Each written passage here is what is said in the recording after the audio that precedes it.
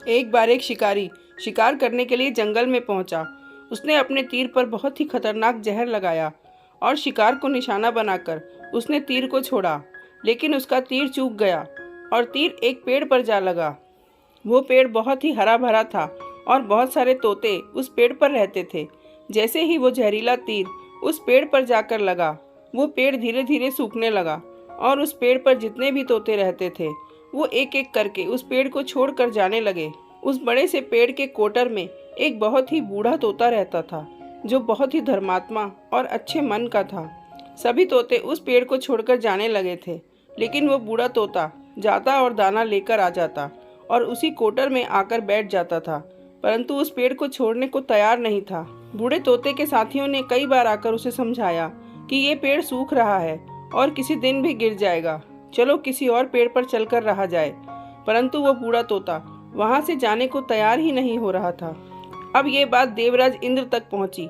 उन्हें बताया गया कि एक तोता है, वो जिस पेड़ पर रहता है उस पेड़ पर एक जहरीला तीर लगने के कारण सूखने, गिरने और खत्म होने के कगार पर आ पहुंचा है और एक बूढ़ा तोता अभी भी वहीं पर रह रहा है।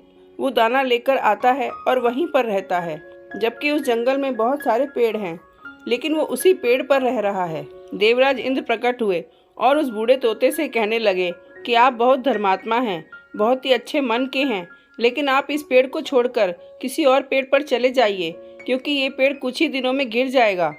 तालाब के पास में बहुत से बड़े बड़े हरे भरे पेड़ हैं, बड़े बड़े कोटर हैं, उन पेड़ों पर फल भी लगे हुए हैं, उन्हें वहीं पर तोड़कर खा सकते हैं, परंतु यहाँ से आप चले जाएं।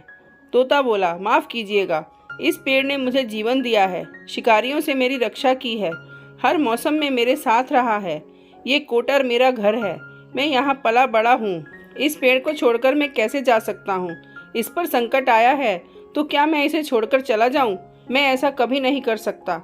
देवराज इंद्र तोते की इस बात से बहुत ही प्रसन्न हुए। उन्होंने तोते से कहा, मैं आपकी इस बात से बहुत ही खुश हूँ, मांगो जो आपको मांगना हो।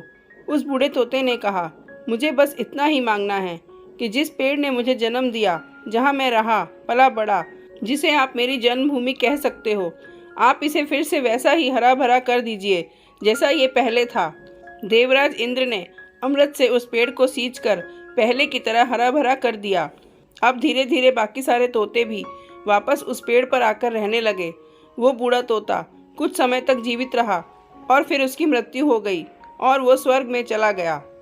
तो हमें हमेशा ये याद रखना चाहिए कि हम किसी के सुख में साथ दें या ना दें, लेकिन किसी के दुख में उसका साथ कभी नहीं छोड़ना चाहिए।